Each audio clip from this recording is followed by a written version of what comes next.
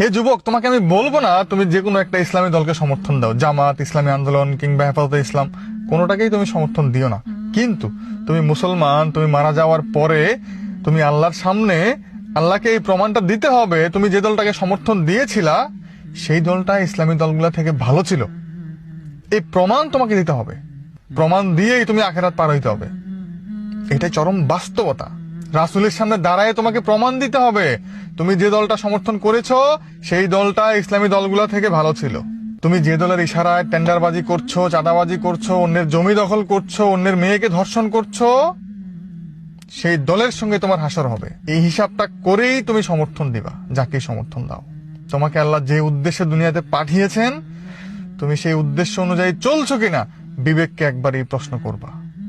ক্ষমতার জন্য, টাকার জন্য, পাওয়ারের জন্য, মানুষের কাছে নিজেকে ফেমাস বানানোর জন্য, মানুষের কাছে নিজেকে আলোচিত করার জন্য যে কোনো দলকেই তুমি সমর্থন দিলা? তুমি না মুসলিম? তোমার কি কোনো অস্তিত্ব নাই? তোমার জন্য একটা বেষ্টনী আছে না? তুমি কি ছাড়া গরু? না, তুমি মুসলমান। তোমার একটা অস্তিত্ব আছে, তোমার একটা লক্ষ্য আছে। দুনিয়া তোমার লক্ষ্য না, দুনিয়া অর্জন তোমার লক্ষ্য না। তোমার অর্জন আখেরাত।